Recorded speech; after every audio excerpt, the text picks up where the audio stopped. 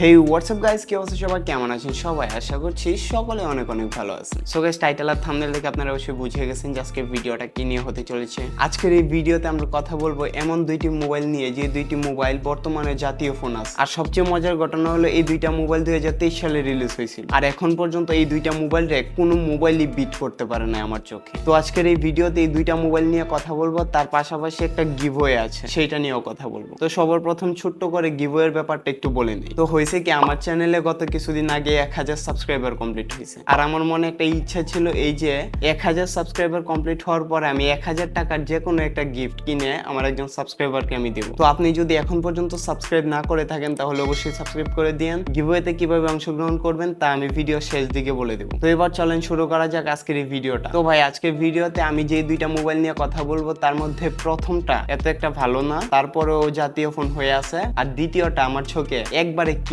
তো আমার চোখে সবার প্রথম নাম্বারে যে মোবাইলটা আছে এটার মধ্যে ভাই 20,000 টাকার মধ্যে অ্যামোলেড ডিসপ্লে দিছে। তার পাশাপাশি একটা স্ন্যাপড্রাগনের প্রসেসর দিছে যেটা হলো 685। তার পাশাপাশি ভাই 5000 mAh ব্যাটারির সাথে সাথে ভাই 33 ওয়াটের ফাস্ট চার্জার। আর ভাই 20,000 টাকার মধ্যে one of the top notch একটা ক্যামেরা, মানে মোটামুটি টপের মধ্যে থাকা একটা ক্যামেরা আর কি, এটা এই মোবাইলটার মধ্যে দেওয়া হয়েছে। তো আমার মনে হয় এতক্ষণে আপনারা হয়তো ভাই মোবাইলটা গেসই করে ফেলছেন। তারপর আমি বলি এই মোবাইলটা হলো Redmi Note 12 4G। এবার আমি বলি যে এই মোবাইলটা কেন এত একটা ভালো না। তার কারণ হলো ভাই এই মোবাইলটার মধ্যে ভাই সফটওয়্যার জনিত ভীষণ প্রবলেম আছে। আমি ফেসবুক গ্রুপ টুপ এই যেটার মধ্যে আমি দেখলাম আর কি। তো হয়েছে কি, এই মোবাইলটা আপডেট দিলে নাকি বিভিন্ন প্রবলেম হইতেছে, যেটা আমি ইউটিউবে দেখছি, ইউটিউব তাছাড়া ভাই ফেসবুক গ্রুপের মধ্যে দেখছি। তো এই মোবাইলটা কেনার আগে একটু সতর্ক হয়ে তারপর কিনবেন। আর যদি 15-20 হাজার টাকার মধ্যে, মানে 15,000 টাকার মধ্যে আনঅফিসিয়ালি কিনেন তাহলে কিনে ফেলবেন চোখ বন্ধ করে, যেটা বলি আর কি। চোখ বন্ধ করে তো কিনবেন, ঠিক আছে, কিন্তু চোখ বন্ধ করে কেনার পর আবার চোখ বন্ধ করে আপডেট দিয়েন না কিন্তু, তাইলে কিন্তু শেষ। তারপরে এবার চলেন বলি যে গিভওয়েতে কিভাবে অংশগ্রহণ করবেন। আর ঠিক এরপরে আমরা প্রথম মোবাইলটা নিয়ে একটু কথা বলবো আর কি। তো আপনাকে গিভওয়েতে অংশগ্রহণ করার জন্য বেশি কিছু করা লাগবে না, জাস্ট একটা কমেন্ট করতে হবে। আর গিভওয়েটা আমি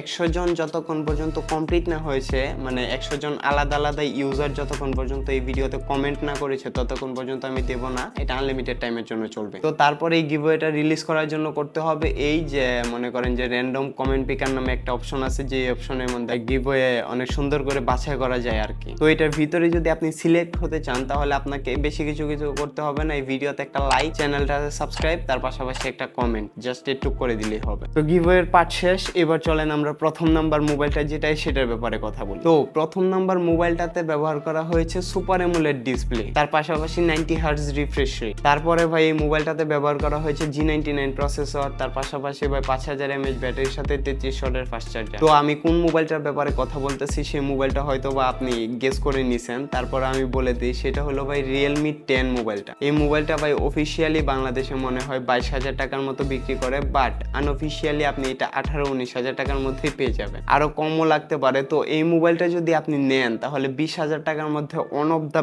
বেস্ট একটা মোবাইল হবে, যেটা এই জন্যই মূলত জাতীয় ফোন হিসেবে অনেক ভালোভাবে আমার মতে স্বীকৃতি পাইছে। তো ভাই তাছাড়াও ভাই মোবাইলটা সম্পর্কে যদি আরো ভালো করে জানতে চান, কিংবা এর আগের মোবাইলটা সম্পর্কে আরো ভালো করে জানতে চান, তাহলে অবশ্যই ইউটিউবে ঘাটাঘাটি করতে পারেন। আমার চ্যানেলে এই দুইটা মোবাইল নিয়ে তো একটা ভিডিও নাই, যার জন্য আমি আপনারা আমার চ্যানেলে রিকমেন্ড করতেছি না আর কি। তো আপনি ভালো করে বাইরে থেকে দেখা তারপর মোবাইল দুইটার মধ্যে একটা সিলেক্ট করবেন। বাংলাদেশের জাতীয় ফোন হিসেবে দুইটাই আমার মতে স্বীকৃতি পাইছে। তো আজকের মতো মনে হয় এই পর্যন্ত এই ভিডিওটা। তো দেখা হচ্ছে পরবর্তী কোনো একটা নতুন ভিডিওতে, আর গিভওয়েতে অংশগ্রহণ করেন। আসসালামু আলাইকুম।